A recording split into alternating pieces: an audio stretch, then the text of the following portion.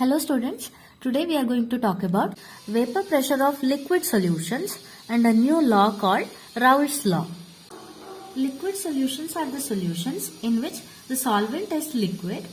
The solute can be a gas, liquid or solid. We have already discussed about solutions of gases in liquids. So in this section we will be studying about liquids in liquids and solids in liquids. And here we will be studying only about binary solutions which has one solute and one solvent. And the main property to be studied about them is their vapor pressure. And then we will discuss vapor pressure of solutions of liquids in liquids wherein both the components are volatile, and vapor pressure of solutions of solid in liquid in which the solute is non-volatile and solvent is volatile. At first, we will try to understand the term vapor pressure. Okay students, consider this figure. Here we have an evacuated vessel that is filled with a pure liquid or a pure solution.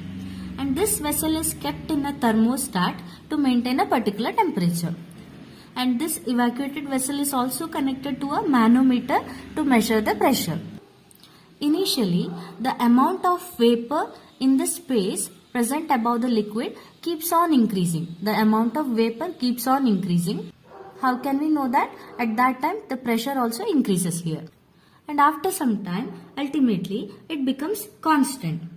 So, which can be known from this pressure. It will remain constant. Why does that happen? It is simple. It is because an equilibrium is attained here. That is, rate of evaporation becomes equal to rate of condensation. The pressure thus exerted by the vapors is called as vapor pressure. Therefore, vapor pressure of a liquid or solution is the pressure exerted by the vapors in equilibrium with the liquid or solution at a particular temperature. Vapor pressure can depend on certain factors. First one is nature of the liquid. Weaker the intermolecular forces present in the liquid, greater is the vapor pressure. So if the intermolecular forces are weaker, easily those bonds can be broken and it can escape into the vapor phase. Second one is temperature.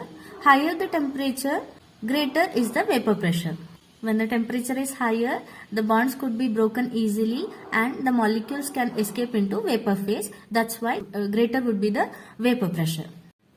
Now let's study vapor pressure of liquid-liquid solutions.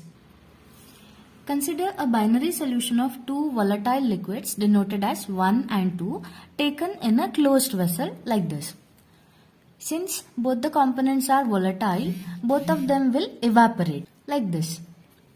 After some time, equilibrium will be established between the vapor phase and the liquid phase. Now we can assume total vapor pressure as P total. And the pressure exerted by component 1, that is partial vapor pressure of component 1 would be P1 and partial vapor pressure of component 2 would be P2. Now their mole fractions are chi1 and chi2 respectively. Now there is this law called Raoult's law which can relate partial vapor pressure of the components into their mole fractions. So here is the Raoult's law. For a solution of volatile liquids, the partial vapor pressure of each component of the solution is directly proportional to its mole fraction present in the solution. So, partial pressure of each component is directly proportional to its concentration in the solution or its mole fraction in the solution. So, let's consider the above binary solution with components 1 and 2. For component 1, the partial vapor pressure of the component 1 is directly proportional to its mole fraction chi1, and therefore P1 is equal to P1 naught into chi1, where P1 naught is the proportionality constant which represents vapor pressure of the pure component 1 at the same temperature. So it is not in the solution state but in pure state. Similarly, for component 2, its partial vapor pressure P2 would be directly proportional to chi2, that is its mole fraction in the solution, and P2 would be equal to P2 naught into chi2, where the proportionality constant P2 naught represents vapor pressure of pure component 2. Okay students, now if you consider this as a container having solution in equilibrium with its vapors, then According to Dalton's law of partial pressures, the total pressure, that is P total, over the solution phase in the container will be sum of partial pressures of all the components of the solution. So this is a binary solution with components 1 and 2. That's why the total pressure P would be equal to P1 plus P2. Partial pressure due to component 1 plus partial pressure due to component 2. Now, as we already studied from Raoult's law, the partial pressure of component 1 would be equal to vapor pressure of pure component P1 naught into its mole fraction in the solution. That is P1 is equal to P1 naught into chi1. Similarly, partial pressure of component 2 P2 will be P2 naught into chi2. Just substitute these values here. P1 is P1 naught chi1 plus P2 is P2 naught chi2. That is equal to P total. Previously, when we discussed about mole fractions, we came to know that sum of all the mole fractions in a solution is unity. That means it is 1. So, in this case, chi1 plus chi2 is 1. Therefore, chi1 is 1 minus chi2. So, you just have to substitute the value of chi1 in this equation. So, it becomes P1 naught into 1 minus chi2 plus P2 naught into chi2.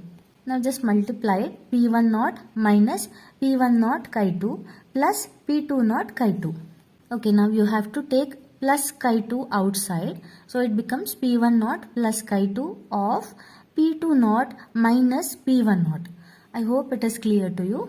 Therefore, the total pressure P total is equal to P1 naught plus chi2 of P2 naught minus P1 naught. We can draw several conclusions from this expression.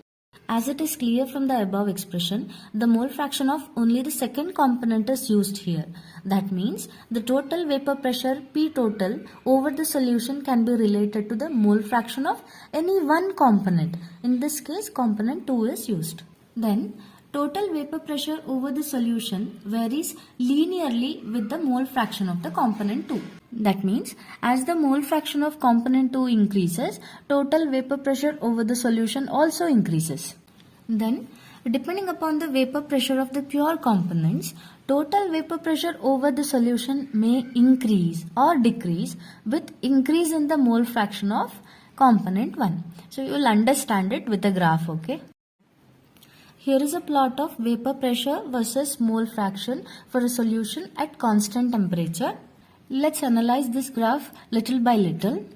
At this point, chi1 is 1 and chi1 is equal to 0 at this point. That means for component 1, the mole fraction is maximum at this point and it keep on reducing and it reaches 0 here. So if you see the plot of vapor pressure versus mole fraction for component 1, this is the line number 1, okay? So what is happening here? It is facing downwards or it is sloping downwards. That means as the mole fraction decreases or as the concentration decreases, vapor pressure also decreases in this fashion. So that is line number 1. Now we will consider the plot for component 2.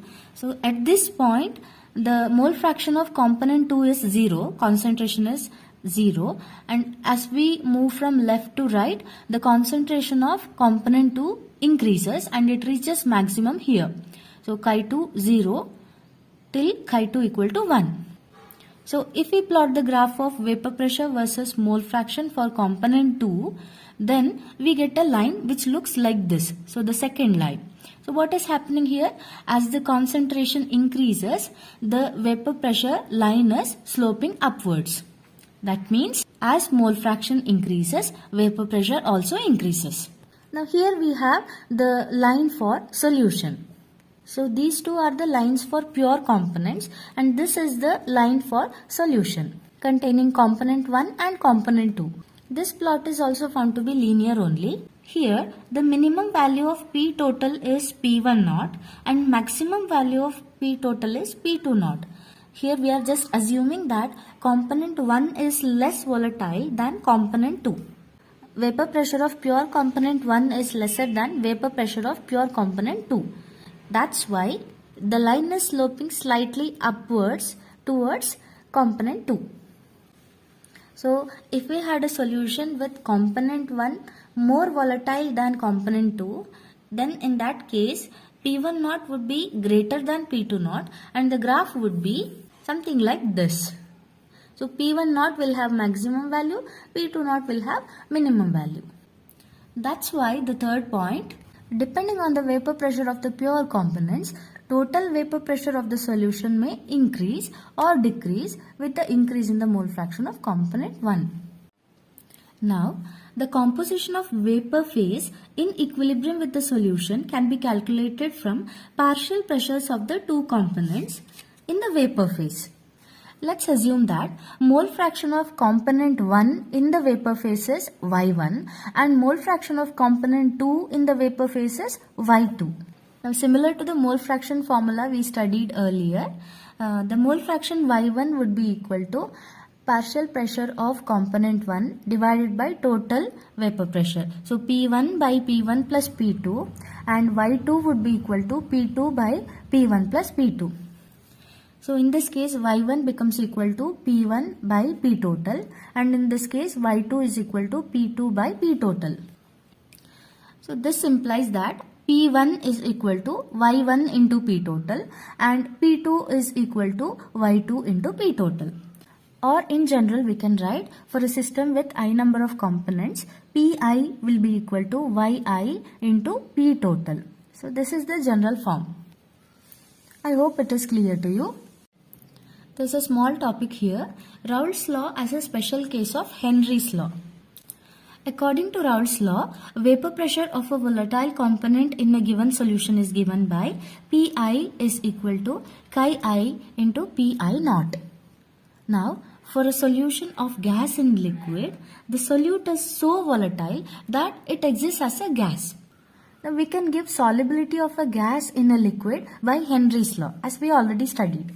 It is P is equal to Kh into chi. This is equation 1, Raoult's law is equation 1, Henry's law is equation 2. Now, if you compare equation 1 and 2, here also partial pressure is directly proportional to mole fraction. This side also partial pressure is directly proportional to mole fraction. Only the proportionality constants are different.